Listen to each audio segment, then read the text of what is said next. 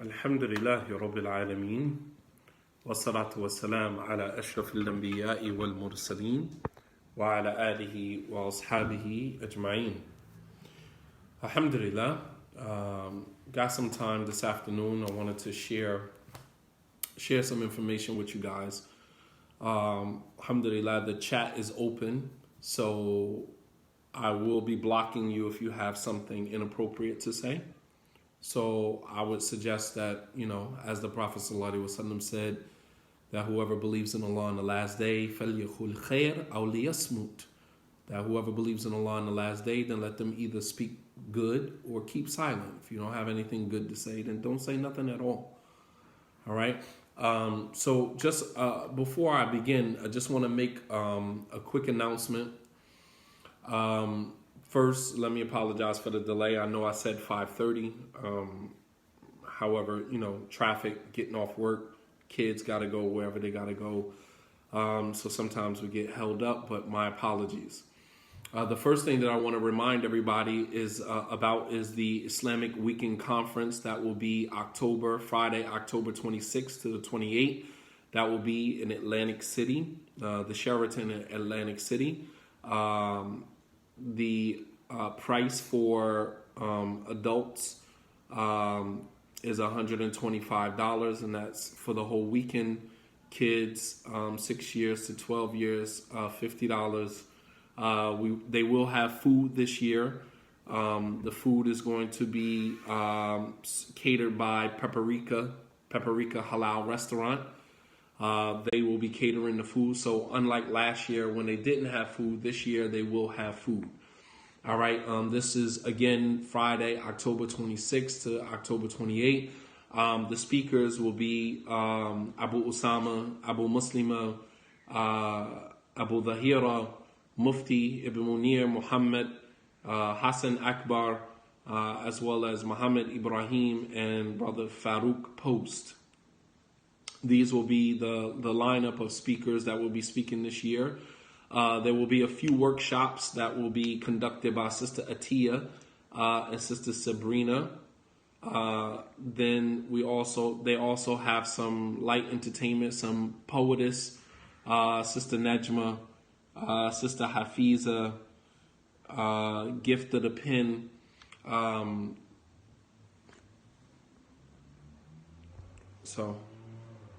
Yes, I will be speaking. I will be there.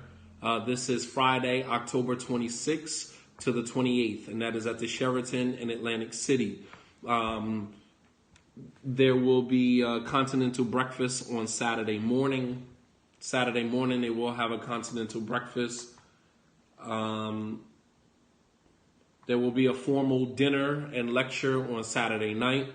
There will be a father and son pool time after Salatul Fajr. Yes, anyone can attend. Anyone, whether you're Muslim, you're not Muslim, anyone that wants to benefit, being around positive energy, being around positive people, and learning something, then yes, all are invited. All workshops are scheduled for Saturday. There will be a sisters halaqah, a sisters unity halaqah. There will be a holistic living and healing and eating by Sister Sabrina. There will be a formal dinner Saturday night. Sunday there will be lectures from 9 a.m. to 6 p.m. All right. You can go to their website. You can go to Islamic Weekend Conference. You can go to Islamic Weekend Conference on Facebook. Islamic Weekend Conference on Facebook, inshallah, and you can purchase your tickets now. There will be Jumu'ah there at the Sheraton Friday. Jumu'ah will be there. There will be vending and registration from 2 to 4 p.m. Hotel check-in. Islamic Weekend Conference. Yeah, you can go to Eventbrite for the tickets, inshallah. All right, you can go to Eventbrite, Islamic Weekend Conference. Does the fee include the stay at the hotel? No, the hotel is separate. The hotel rooms are separate, but I'm almost positive that, you can probably get a discount if you go through the Islamic Weekend Conference rather than going to the hotel trying to purchase your hotel room. And this will be at the Atlantic City Sheraton. All right. The room rates right now are $139. All right. And if you use Islamic Weekend Conference, then you can book your room now for $139. The rooms of that weekend will probably be a little bit more expensive. Yes, this is a special rate. Yes, the rooms will be more expensive if you try to purchase your room than the day of the weekend. So if you purchase your ticket now, inshallah ta'ala, yes, $139 a night. Yes. If you've been at the Sheraton in Atlantic City, the rooms are well worth $139. And on Saturday, it will be way higher. Thank you. All right.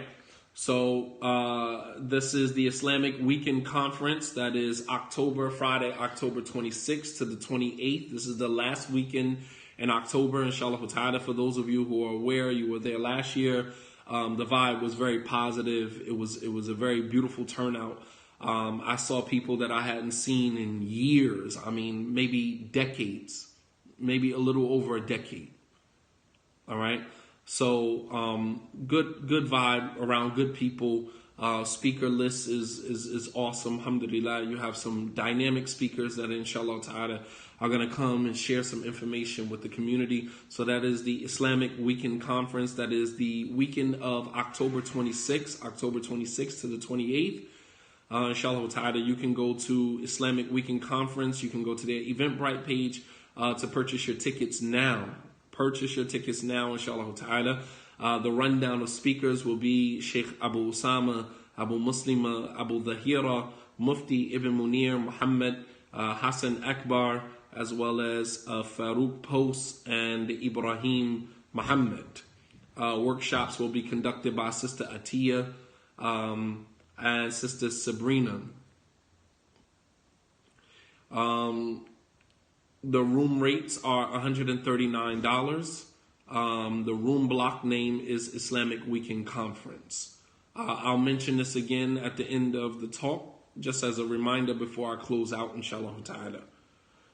All right, so we may stop selling tickets a week before the conference because of the dinner. So yes, if you are going to purchase your tickets, you might want to do that in an idea of how much they are going to, how much food they're going to need. All right, so while I let that marinate, I wanted to take an opportunity to share some information with you. I know a lot of people are fasting today. And for those of you that are fasting today, may Allah subhanahu wa ta'ala accept from you your fast. May Allah subhanahu wa ta'ala bless you and allow you to reap the benefits of your fast. I'm going to share with you guys a piece of advice that was given from Hassan al-Basri, rahimahullah ta'ala. As we see times changing, Muslims are not Muslims anymore. I'm just going to be honest with you.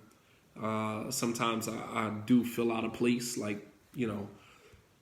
sometimes I really do feel like I'm in the wrong place. And maybe this was what the Prophet ﷺ was referring to when he said that, Islam started off strange and that it will return to being something strange. You'd be hard-pressed to find a Muslim who is trustworthy, who is honest, who is God-fearing, conscious, pious, open-minded. You'd be hard-pressed to find a Muslim like this, And these are times when people, Muslims, like being around Muslims actually really makes you, raise an eyebrow. Like, what am I doing? Is this really Islam? Am I bugging out? Am I losing my scruples? Or is this just the way it's supposed to be and I'm just out of place and out of touch with that reality? I'm going to be honest with you. So the piece of advice that I'm going to give today is from a comment that was made by one of the great scholars of the Tabi'un, Hassan al-Basri. Hassan al-Basri, rahimahullah ta'ala, a man came to him. He was an ascetic. He was someone who kind of divorced this world and, kind of stayed away from what everybody else was involved in. And for those of us who feel like strangers at times, this piece of advice is very timely. Sometimes you feel like you out of touch with Islam because you see the majority of Muslims, engaging in behaviors that are totally, un-Islamic and totally contradictory to Islam. And sometimes you ask yourself, like, am I wrong? Are they wrong? Like, where do I fit up? Where do I fit in? You know what I'm saying? Where do I fit in all of this? So this piece of advice, inshallah, hopefully it'll help to, calm that feeling of that loneliness and that alienation that some Muslims feel. A man came to Hassan al-Basri, rahimahullah ta'ala, and as Hassan al-Basri, as I said, he was an ascetic, someone who had kind of, stuck to Islam, the tenets of Islam, the principles of Islam. It's very honest, very sincere, you know what I'm saying? And it's almost like you can't really be, you can't really be honest with Muslims. You can't really be sincere with Muslims, because when you're around Muslims and that's the way that you act, they take it as a weakness. They take it as, you're somebody you're a doormat to be stepped over, and they take advantage of you. So you almost, as I said before, the biggest struggle is not being righteous. Everybody knows what it means to be righteous. That's not the struggle. That's not my struggle. Being righteous is not a struggle. And I don't think anyone that is sincere about being a practicing Muslim is struggling with being righteous. You hear all these khutbahs and these elaborate, these eloquent lectures and khutbahs about fearing Allah and all this other stuff. No, nobody struggles with fearing Allah. Nobody struggles with being righteous. Everybody knows what it means to be righteous.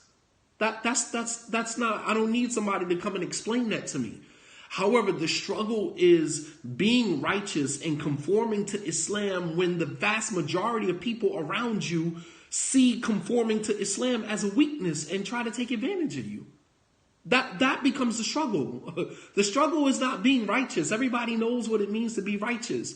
The problem is trying to be righteous when you're surrounded by a bunch of devils.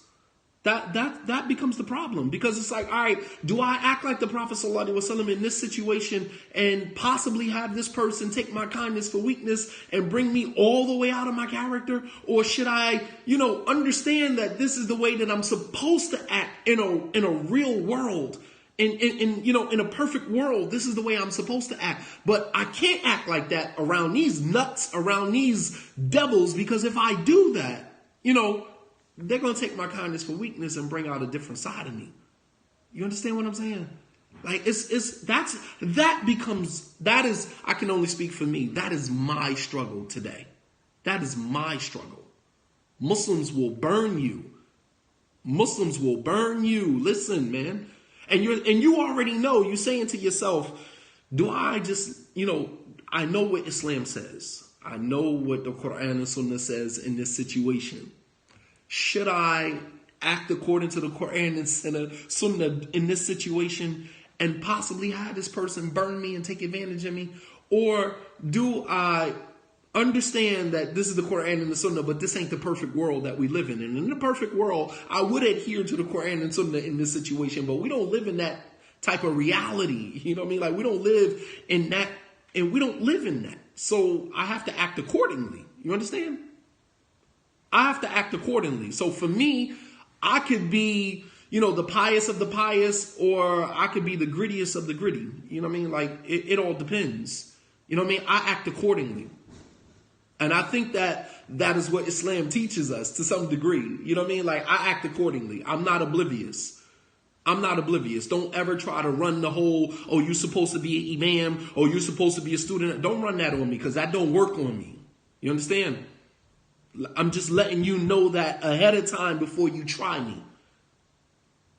Before you try me, I want you to understand that I don't live by that code of ethic that, you're a student of knowledge, you're not supposed to do that. Because what people will do is they will superimpose that on you, right?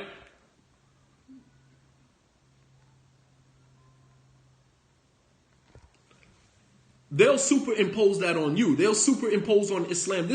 Let me show you what Muslims do, right? Some Muslims. What they'll do is they already know that they grinding. They already know that they're going to do, because that's just who they are. But what they'll do is they'll use to their advantage Islam. So they'll say, oh, you're a student of knowledge. Oh, yeah, you're a sheikh. Oh, yeah, you're, imam. Oh, yeah, mashallah, you're this. And they'll superimpose that on you as if to say, box you in, as if to say, you have to adhere to Islam. Me, I don't have to adhere to Islam. I can talk about you behind your back like a dog. I can backbite you. I can do this. I can do that. But you have to adhere to Islam in the Quran and the Sunnah. So let me explain something to you. I act accordingly. So, yes, we are human. Don't exclude the human factor. So, Hassan al-Basri, rahimahullah ta'ala, he was an ascetic. He was a person who had denounced this world, denounced this dunya, and really stuck to Islam the way that he was supposed to. And so a lot of people were amazed that how could you still, cling to Islam, with such vigor, with such, purity of heart, when you see everybody else around you is engaged in all types of haram. Why don't you act accordingly? Why don't you act the way the people act? All right. So, جاءه رجل فقال يا أبا سعيد, O Abu Sa'id, ما سر زهدك? What is the secret to your asceticism? How did you manage to remain firm on Islam? ما سر زهدك? What is the secret to your asceticism? لماذا لا تأكل الحرام? Why don't you, engage in haram practices like everybody else? ولا تنظر إلى الحرام? Why don't you look at what is haram? ولا تأكل حقوق الآخرين? Why don't you, take the rights of other people like everybody else do? Right? So listen to what Hassan al-Basri responded. They said, لماذا تتعامل بالأمانة والإخلاص? Why do you still function with amana, with trustworthiness and sincerity when everybody else around you, is gone? And wallahi, that's sometimes how I feel. Why do I still have to adhere to Islam when everybody else around me, when most of the Muslims, they don't practice amana. There's no trustworthiness. Muslims will burn you quick over money. Muslims will kill you over money. Muslims will, have some of the most haram business practices known to man. There's no sincerity. People only use you for what they need you for, and then after they're done with you, it's off to the next person. We famous for that. We'll use Islam to sell our products. We put halal on everything. We'll put halal on everything just to sell it, right? And it ain't even halal. How is it halal? Please tell me. Halal what? All you got to do is put the sticker halal. So basically, we're using our religion to sell our products. There's a lack of sincerity, all of this good stuff. So they're asking Hassan al-Basri, how did you manage to, stick to Islam when all of this is going on around you?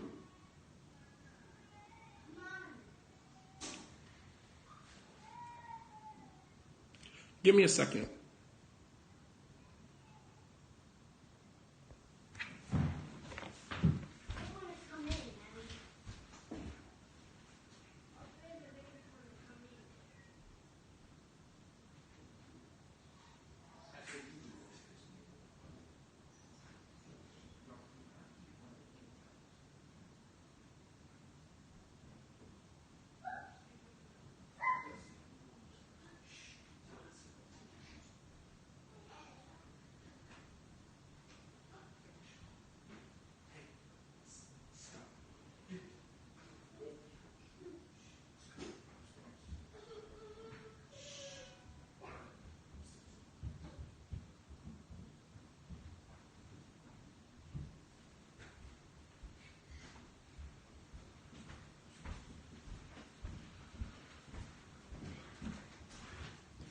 Okay.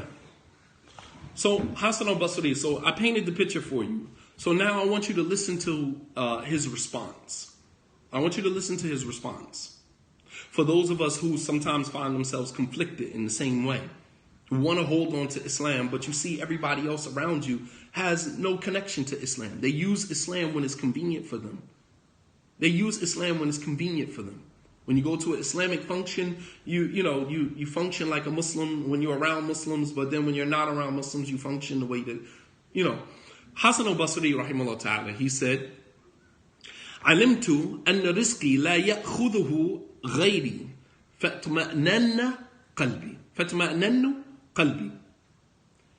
He said, I know that whatever provision Allah has written for me, nobody can take that from me. فاطمأنن قلبي. He says, so my heart is tranquil. I don't have to deal in riba. I don't have to deal in ghish, deception. I don't have to slap halal on every single thing that I'm selling, just to, make Muslims come buy from me. I don't have to do that. I don't have to put Salafi on every single thing just to get people to buy into it who adopt that particular mentality or that type of mindset. I don't have to do all of that just to get people to, come to me. I don't have to do that. Because I know that everything that Allah subhanahu wa ta'ala has written for me, nobody can take that. He said, Alimtu anna rizqi la ya'khudhu ghayri. He said, I know that my provision, none can take my provision except me. No one other than me can take the provision that Allah has written for me. Nobody can take that from me. He says, so my heart is tranquil. I don't worry about selling my product. I don't worry about lying. I don't worry about dealing in, interest. I don't worry about doing those things. I don't have to do those things because my heart is at ease, knowing that whatever Allah has written for me, nobody can take that from me. You understand? This is how you live life with no worries. I know that whatever God has prepared for me, nobody can take that away from me.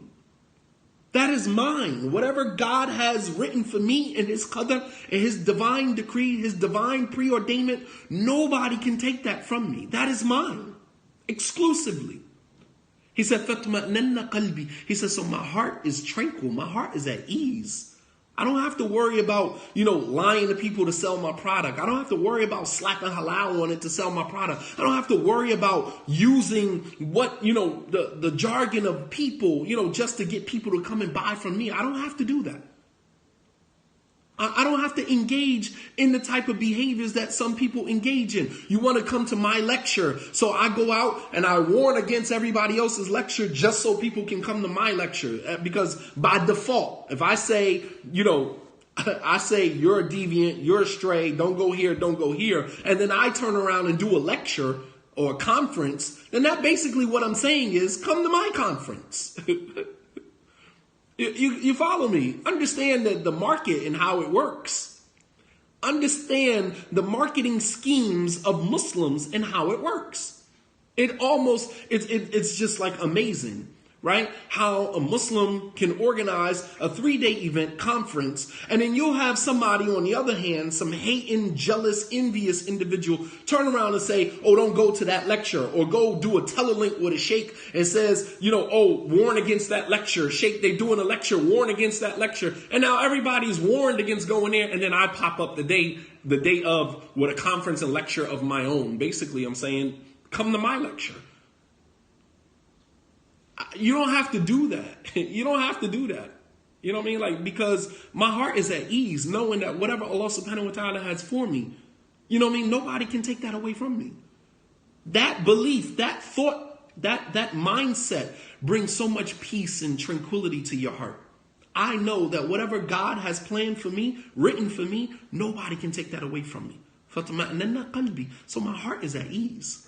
I don't have to worry about going and taking a loan from the bank. I don't have to go and engage in things that are haram because I know that whatever is written for me, nobody can take that away from me. Allah says in the Quran, وَفِي السَّمَاءِ رِزْقُكُمْ وَمَا تُوعَدُونَ. In the heaven is where your provision is written. And whatever you have been promised, it comes from the heavens, not from the earth.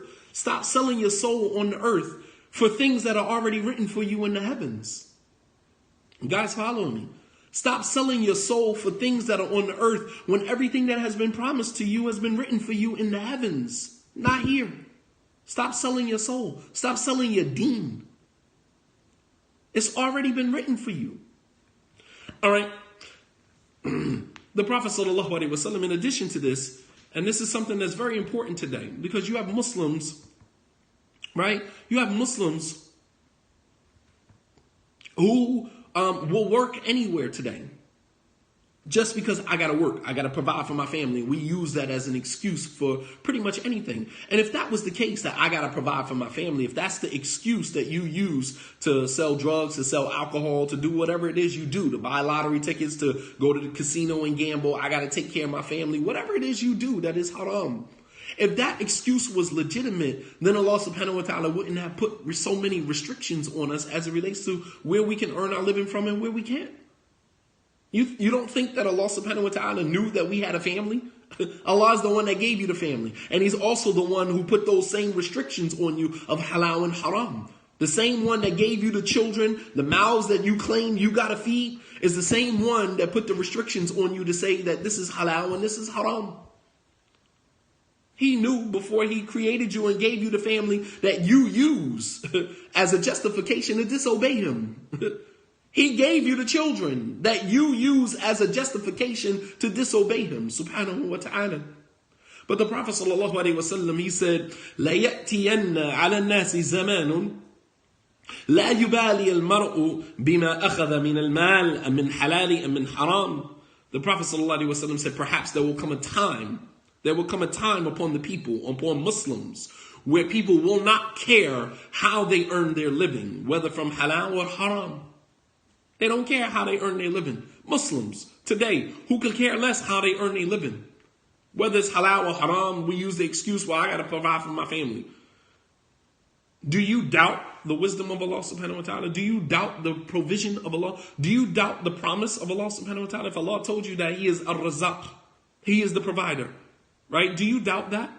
So much so that you use as an excuse, well, I got to work here because I got to provide for my family. You go into Muslim bodegas, like owned by Yemenis in New York, Muslim bodegas. You go in the store from the very beginning, they sell blunts, they sell lottery tickets. In the back, they sell alcohol, and then have the audacity to look down on me and you and ask me, am I Muslim? Dude, are you Muslim?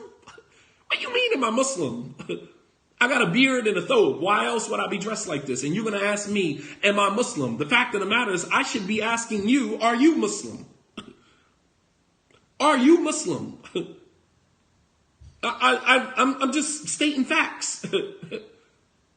Are you Muslim? You sell alcohol, you sell lottery tickets, you sell blunts, and the list goes on. The list goes on. You sell condoms, and the list goes on. And you have the nerve to ask me, I walk into your bodega with a thobe on, you have the audacity to ask me, am I a Muslim? I should be asking you, are you a Muslim? Are you a Muslim? You gotta be kidding me, man. But the Prophet ﷺ, he said that, there will come a time upon the people, right?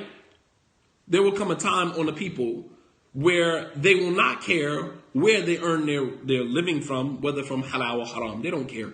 Think about how many of you right now listening, and you know that the job that you work or where you are earning your money from is from haram means, or where your spouse is earning their money from is haram means, and you still live under that.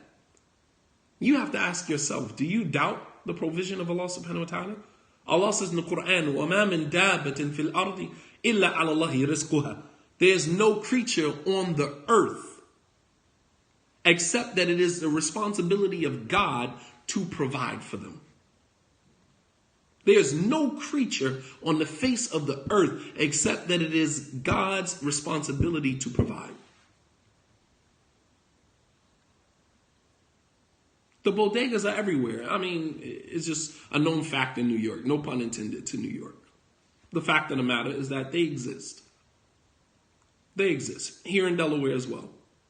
Absolutely. In Wilmington, yes, they exist. But the point that I'm making is that Allah subhanahu wa ta'ala says, وَمَا مِن دَابَةٍ فِي الْأَرْضِ إِلَّا عَلَى اللَّهِ رِزْقُهَا. There's no creature on the earth except that it is God's responsibility to provide for you. It's not your responsibility. Your job is to go out and seek the provision that is already waiting for you. That's your job. Your job is to go out and seek akhdhu bil asbab, to go out and seek the means by which Allah is going to provide for you. To go out in search of your provision. That's your job. It is Allah's job to provide. So Hassan al-Basri, he said that I learned that whatever Allah has written for me, no one can take that away from me. And as a result of that, my heart is at ease. I don't have to deal in riba. I don't have to deal in, fraudulent business practices. I don't have to engage in that. I don't have to deal in interest. I don't have to steal people's money. I don't have to lie to people. I don't have to swindle people out of their money. I don't have to do that. I don't have to engage in any of that because I know that whatever God has written for me, nobody can take that away from me. You guys understand the point? All right, moving on. The second piece of advice. He said, عَلِمْتُ أَنَّ عَمَلِي لَا يَقُومُ بِهِ غَيْرِي فَاشْتَغَلْتُ بِهِ. He said, I learned that my deeds, no one can do my deeds for me but me. So as a result of that, I busy myself with my deeds. Facts. This is by far some powerful pieces of advice. He said, I know, عَلِمْتُ أَنَّ عَمَلِي, I learned that my deeds, the deeds that I am responsible for doing, the good deeds that I am responsible for doing, that is going to make my scale heavy on the day of judgment, my deeds, I know, I learned that my deeds, عَلِمْتُ أَنَّ عَمَلِي لَا يَقُومُ بِهِ غَيْرِي, I learned that my deeds, no one can do my deeds for me but me. He said, so as a result of that, فَاشْتَغَلْتُ بِعَمَلِي. So now I busy myself. This is why I don't have time to hang out. Because I'm busy doing the deeds that I am responsible for doing. Nobody else is going to do my deeds for me but me. You understand? I learned that no one can do the deeds that I am responsible for except me. So I busy myself with doing the deeds that are necessary for me. You understand? Allah subhanahu wa ta'ala tells us in the Quran, يَا أَيُّهَا الَّذِينَ آمَنُوا اتَّقُوا اللَّهَ وَلْتَنْظُرْ نَفْسٌ مَا قَدَّمَتْ لِغَدٍ وَاتَّقُوا اللَّهَ. Allah subhanahu wa ta'ala says in the Quran, O you who believe, fear Allah, be conscious of Allah, and let every soul look at what it has sent forth for the hereafter, for tomorrow. What have you done for tomorrow? Everybody sitting here listening right now, what have you done for tomorrow? Wallahi, if you were to die right now, the angel of death was to come and collect your soul right now. What have you done? Most of us haven't done anything spectacular, haven't done any good deed. The greatest that most of us have done is made Hajj, but then you return from Hajj doing the same damn deeds that you were doing before you went to Hajj. I don't understand. The scholars say one of the telltale ways to know that your Hajj wasn't accepted is to return from Hajj doing the same deeds that you were doing before you went to make Hajj. That's most of us. That's most of us.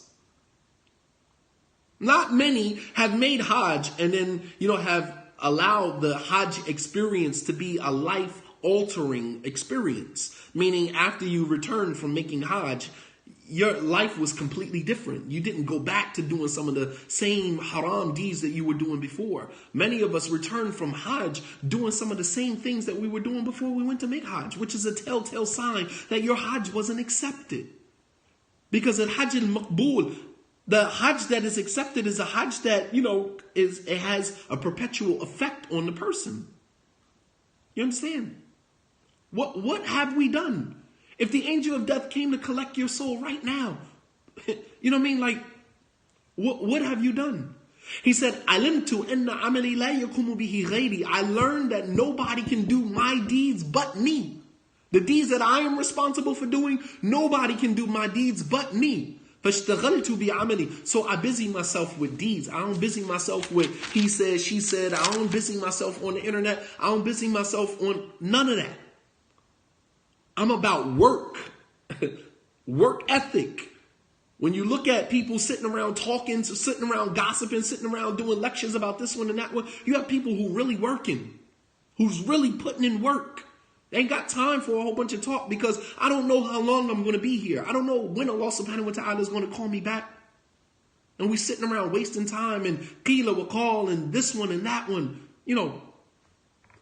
So let me show you a real worker. All of us talking about we hustle, family hustling. I'm doing this and I'm doing all these great slogans and phrases that you find on Instagram. MashaAllah. Let me show you a real worker. Hadith where the Prophet ﷺ gathered his Sahaba one day and he asked, "Man asbaha minkum al-yawm sa'ima?" The Prophet ﷺ in the Hadith is so timely. The Prophet ﷺ gathered his companions one day and he said, "Who from amongst you is fasting this morning? Who from amongst you is fasting?" Many of us right now know that today is the day of Ashura and know the reward for fasting on the day of Ashura is to have your previous year of sins erased. That Allah subhanahu wa ta'ala will, the Prophet sallallahu alaihi wasallam said, perhaps Allah will forgive the previous year filled with sins. And I don't know about you, but the previous year was just like any year before it. And that was filled with sin and disobedience to Allah subhanahu wa ta'ala. And many of us know that, and we still chose not to fast today because food was more important to us. I ain't giving up my breakfast. I ain't giving up this, and I'm not giving up that. And it ain't Ramadan, it ain't wajib, right? The same mediocre mentality, right? We only going to do the bare minimum. We only going to do what is obligatory upon us. And that, my dear brothers and sisters, is going to lead you down a very ugly path. All you're going to do is what the bare minimum. Then what about the mistakes that you make even with the bare minimum? What about that? If you were only going to do the bare minimum. And many of us knew that today was the day of Ashura, and we still made a conscious decision not to fast today. I'm not fasting today. MashaAllah. But the Prophet ﷺ, he asked the Sahaba, "Man asbaha minkum al-yawm sa'ima?" Who from amongst you is fasting today? And Abu Bakr radiallahu ta'ala anhu, he said, "Ana ya Rasulullah." He said, "I am, O Messenger of Allah." The Prophet ﷺ then asked, "Man taba'a minkum al-janaza al-yawm?" The Prophet ﷺ said, "Who from amongst you followed a janazah, a funeral procession today?" You don't have to explain whether or not you're fasting. This is not self-disclosure. You don't have to expose that. You don't have to expose whether or not you're fasting. Because fasting is between you and Allah subhanahu wa ta'ala. It's between you and God. But the Prophet ﷺ asked, "Who from amongst you is fasting this morning?" And Abu Bakr said, "I am." Then the Prophet ﷺ asked, "Who from amongst you followed a funeral procession today? Who from amongst you prayed a janazah over someone, a funeral prayer over someone, and then followed the funeral prayer to the burial grounds?" Abu Bakr radiallahu anhu, he said, "Ana ya Rasulullah." He said, "I did, O Messenger of Allah." The Prophet sallallahu alaihi wasallam said, "Man minkum at'ama minkum al-miskin al-yawm." The Prophet sallallahu alaihi wasallam, he said, "Who from amongst you fed a poor person today?" فَمَنْ أَطْعَمَ مِنْكُمْ الْيَوْمِ مِسْكِينًا. Who from amongst you fed a poor person today? Abu Bakr said, "Ana ya Rasulullah." We're talking about work. We're talking about work. He's fasting. He went to a janazah, funeral prayer. He fed a poor person. Abu Bakr said, I did, O Messenger of Allah. The Prophet ﷺ said, فَمَنْ عَادَ مِنْكُمُ الْيَوْمَ مَرِيضًا. The Prophet ﷺ said, who from amongst you, went to go visit a sick person today? And Abu Bakr said, "Ana ya Rasulullah." I did, O Messenger of Allah. The Prophet ﷺ, he said, مَجْتَمَعْنَا فِي إِمْرِئٍ إِلَّا دَخَلَ الْجَنَّةِ. He said, these qualities or these characteristics that I just mentioned, these deeds that I just mentioned, are not all gathered in one individual except that he will enter into paradise. Not necessarily because of the deeds, but because of the striving and the pursuit of that person. Anybody who wakes up and has done all of those things within that particular moment or that particular day, that shows you that person is thirsty. That person wants Jannah, and they're not going to stop. They're not going to stop. Subhanallah. Abu Bakr was thirsty. He wanted it. The Prophet ﷺ said that indeed the merchandise of Allah is ghali. The merchandise of Allah is expensive. And the merchandise of Allah is paradise. Paradise is expensive. You're not going to get paradise sitting back talking about I'm Muslim, right? You don't fast, you don't pray, you don't make anything extra, you don't do anything extra. You insult people, you disrespect people, right? You have a bad temper, you have a bad character, you have bad behavior. And, along with all of that, you still do the bare minimum of what Islam asks of you. Nothing superfluous, right? Nothing additional, nothing extra. I'm just going to do the bare minimum. And even with the bare minimum that we do, it's still flawed. It's still deficient. Even the bare minimum that we do is still deficient. So understand, Hassan al-Basri, rahimahullah ta'ala, he said, عَلِمْتُ أَنَّ عَمَلِي لَا يَقُومُ بِهِ غَيْرِي فَاشْتَغَلْتُ بِعَمَلِي. He said, I learned that nobody can do my deeds but me. So therefore, I busy myself with deeds. How many of us can say that we did half of that just today, and the day is just about over? It's almost 7 o'clock. It's almost time for Maghrib. What have we done? It's almost time to break fast. What have we done in this particular time?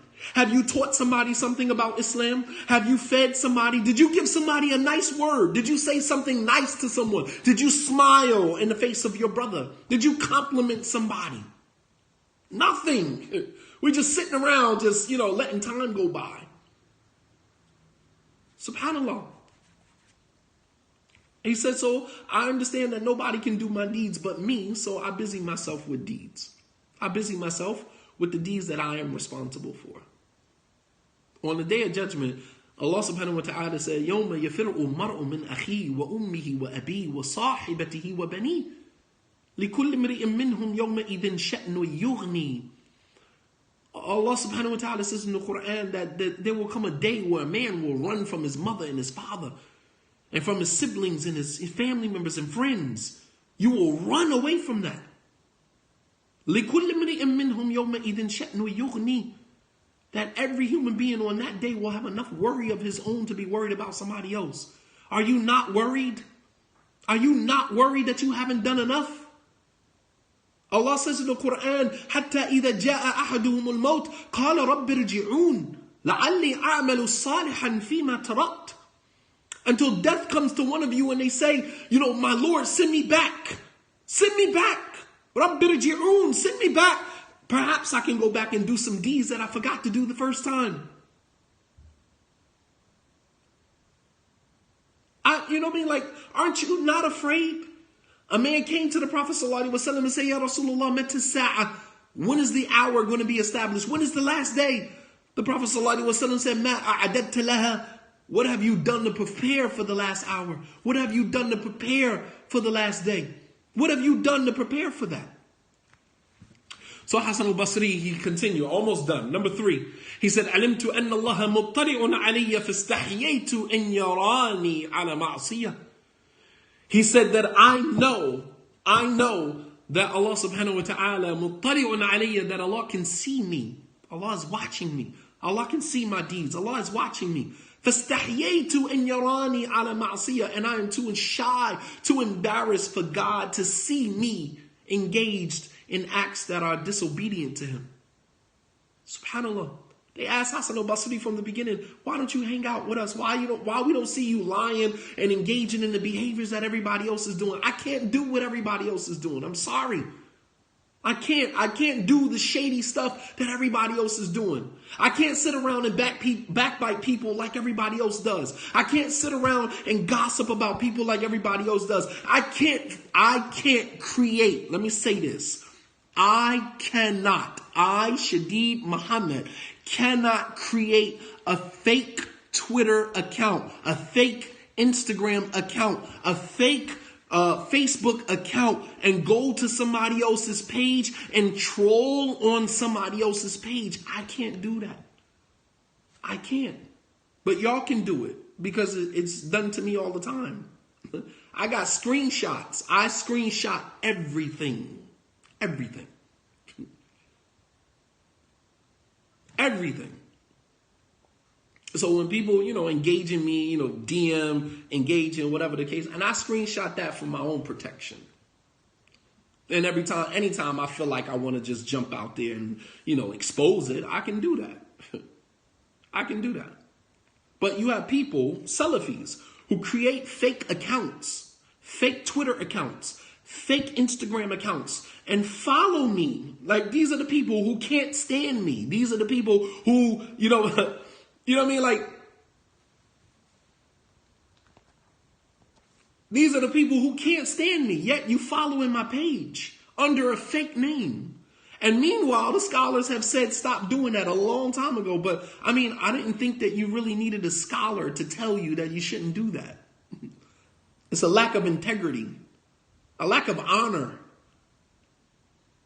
I didn't think that you needed a scholar to tell you that it is not proper or appropriate to create a fake account under somebody else's name. These dudes will go as far as putting a woman's picture on a page. They put a woman's picture as a thumbnail. They put a woman's picture as a thumbnail and then follow you as if there's a woman following you just so they can monitor everything you're doing and everything that you're saying. I can't do that. You can. I can't do that. I'm sorry. I live by a certain ethic that won't allow me to stoop that low. That my principles and values will not allow me to do stuff like that.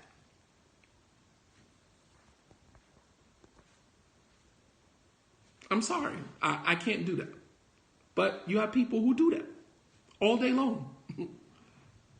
I mean, when do you have the time to create a fake account and to go troll somebody else's page? When do you go take care of your kids?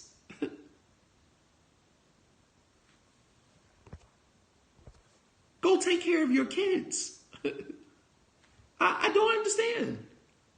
You have children that need your attention. Go help your kids with their homework. Go help your kids with their homework. Go take your kids to the park. Go do something productive with your life. You gotta be kidding me, man. But Hassan al-Basri, he said that I can't engage in the things that other people are doing. He said, Alimtu inna Allah muttali'un alayya. I know that Allah, God is watching me.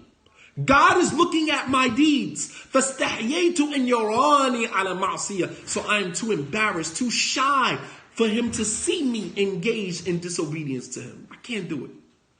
Just like you wouldn't do it if you were standing in front of Allah subhanahu wa ta'ala, then you wouldn't do it knowing that Allah subhanahu wa ta'ala is watching you. I can't do that. I can't engage in what everybody else is doing. I have a responsibility. When you know better, you do better. He said, I know that Allah is watching me. He's aware of my deeds and what I'm doing. He said, so I'm too embarrassed, too shy to let God see me being disobedient to him.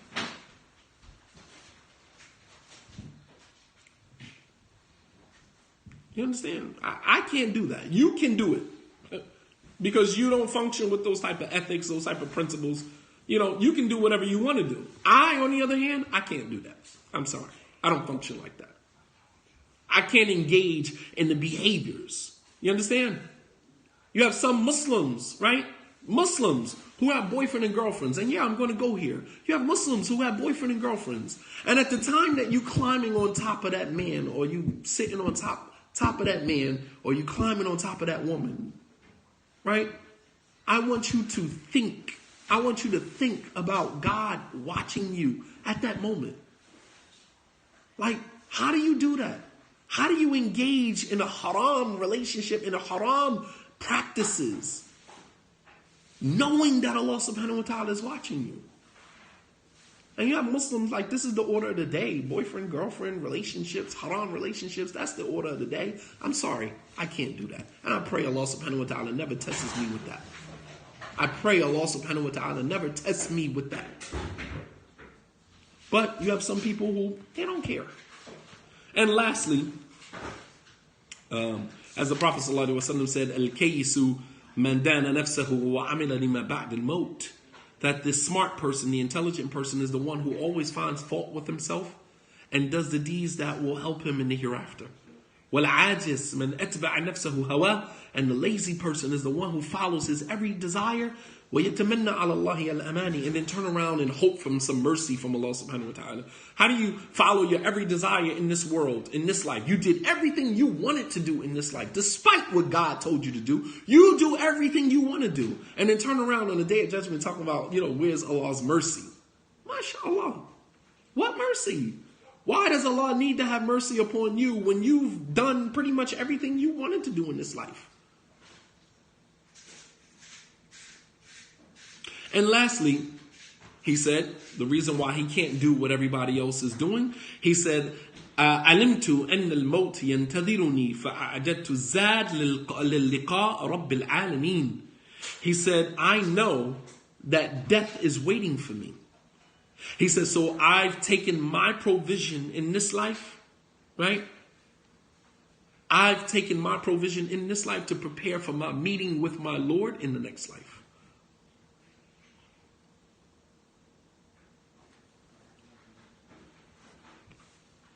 He said, علمت أن الموت ينتظرني. I know that death is waiting for me. فأعددت الزاد للقاء رب العالمين. So I've made all of my preparations by staying away from the things that people engage in this life in preparation to meeting my Lord, meeting Rabbul Alameen, Lord of everything that exists. So my zuhud, my asceticism, and my, staying away from the things that everybody else engage in is in preparation to meet my Lord subhanahu wa ta'ala. 4 pieces of advice. He said, I learned that my provision, nobody can take it, so my heart is at ease. He said that I learned that, nobody can do my deeds except me, so I busy myself with my deeds. He said, and I learned that Allah is watching over me, everything that I do, and I'm too shy to let him see me engage in disobedience. He said, and lastly, I know that death is waiting for me, so all of my preparation, all of what I'm doing is in preparation to meet my Lord subhanahu wa ta'ala. So for those of us who feel strange and feel odd, and awkward around Muslims and what you see going on around you, you still have a responsibility. You can't do what everybody else does. You can't, I'm not going to repeat the 4 again. You can play the video back, inshallah, and you can listen to the 4 again. But you cannot do what other people are doing. That is how you tell yourself. That is how you function. That is how you cope. When you see everybody else doing everything, doing them around you. And sometimes it's easy for you to start scratching your head saying, all right, well, if everybody else is doing it, maybe it's cool. Maybe it's not bad. Maybe I'll start making excuses for me doing it too. When you know better, you got to do better. You can't do what everybody else does. I'm sorry. You can't do. Knowing what you know, you can't do what everybody else is doing. I'm sorry. I can't function like everybody else. So I would much rather stand in my discomfort and be the stranger that the Prophet ﷺ promised, paradise or a tree in paradise for. If you can stand in that space, stand in that discomfort. When the Prophet ﷺ said, "Bada al-Islamu ghariban wa sayaudu kama bada ghariban fatuba lil ghuraba." When he said Islam started off as strange and alien and it will return to being strange. So glad tidings to the strangers. When he said glad tidings to the strangers, that was an indication that there's some discomfort associated with that. Inna idham al-jaza ma'a idham al-bala, that the greater the reward is by way of the greater the trial, the greater the reward. The greater the trial, the greater the reward. It's very uncomfortable being a stranger. It's very uncomfortable. Allah is a false prophet. Allah is not a prophet. This is what I'm talking about. Allah is a false prophet. Go back and do your research and then come back. People just got to jump out there. I'm going to just throw this rock. Hope that it hits. Anyway. This is the advice, before those of you guys that are fasting, this is the advice that I wanted to leave you guys with. And this is exactly why I always turn off the chat. Because this is ridiculous. All you got to do is just look at the comments. It's just ridiculous. It's just ridiculous. It makes you literally scratch your head and say, what were you reading before you turned on Periscope? What were you doing before you turned on Periscope? Stop using drugs, man. Like, stay sober so that you can function in the world without having people looking at you like you crazy. Anyway. So this is what I wanted to present. Here again, Islamic Weekend Conference. That is October 26th through the 28th. 26th through 28th, inshallah ta'ala. That is in Atlantic City, the Sheraton, Atlantic City.